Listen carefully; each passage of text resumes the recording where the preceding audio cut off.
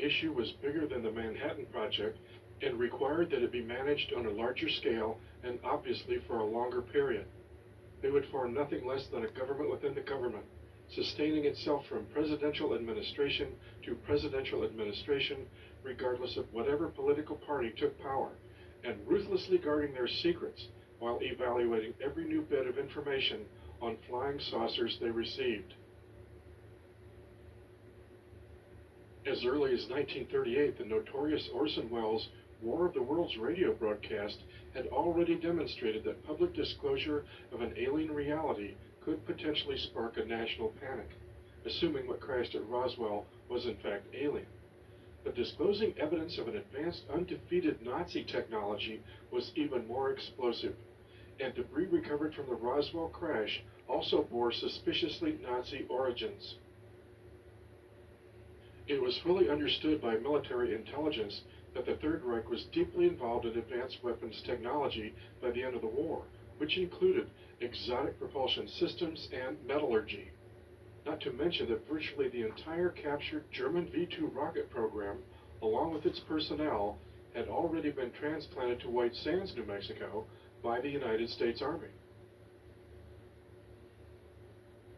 In his book, The Day After Roswell, Colonel Philip Corso revealed military concern that the crashed aircraft debris recovered in the New Mexico desert was also the product of Nazi superweapons science.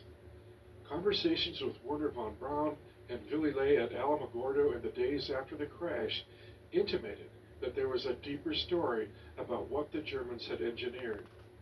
The similarity between the Horton Flying Wing and the craft they had pulled out of the Arroyo was no accident.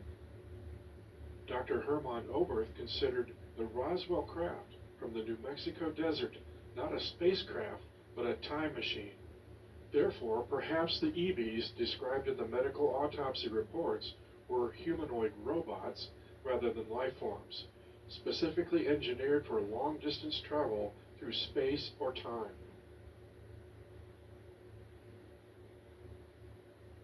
So regardless of whether flying saucers were alien, or Nazi, or even Russian, the driving Defense Department imperative was to keep the UFO issue locked under absolute secrecy.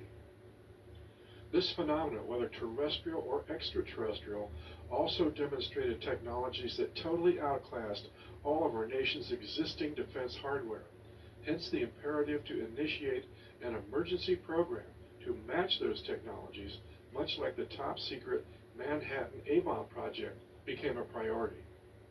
Perhaps then it is perfectly reasonable that presidential administrations going back to the days of Harry Truman and Dwight Eisenhower have consistently avoided telling the American people the full truth regarding the presence of unidentified craft flying in our skies.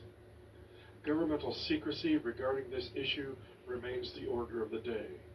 Obviously, profound, serious motives still drive this decades-old cover-up.